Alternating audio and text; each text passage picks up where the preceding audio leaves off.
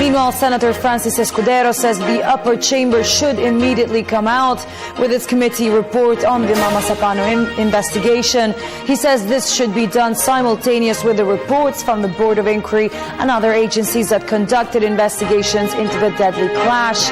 Escudero also wants certain points included in the report. The details from Jade Miguel. Senator Francis Cheese Escudero laid out certain points that he thinks must be included in their committee report on the Mama Sapano incident.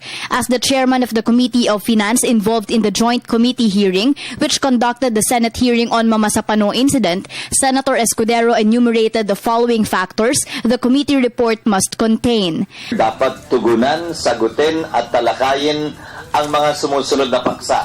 Una, papel na ginampanan, kakulangan o kawalan nito at liability ng MILF at MILF fighters dun sa nangyaring massacre sa Mama Sapano.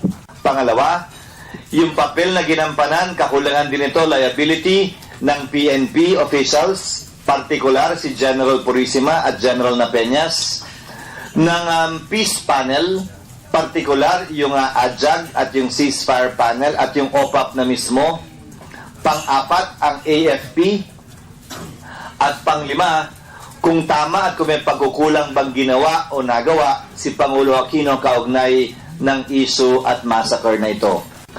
Kaakibat din yan, ano ang kinalaman o ano ang relasyon nito sa BBL na pinag-uusapan sa ngayon at sa usaping pangkapayapaan ginagawa sa pagitan ng gobyerno at ng pamahalan. According to the senator, prior to the public release of committee report, the details of which will still be voted upon by the senators.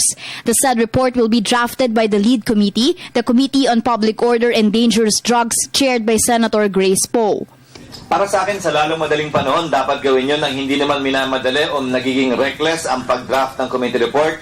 Iniiwan ko kay Chairperson Grace Poe kung ano ang panahong tinatalaga niya para dyan. Kaugnay ng natalakay sa executive session ng Senado, isang bagay yun na dapat pa naming pagbotohan. When asked if there will be a new legislation preventing the occurrence of another incident like that of Mama Sapano, the senator said it depends on the result of their committee report.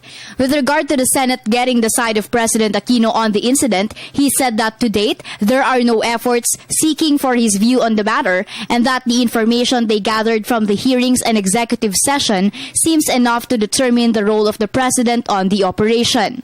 Furthermore, he said that the committee will study if the president has a liability on the incident by communicating with then-suspended PNP Chief Alan Purisima regarding the operation.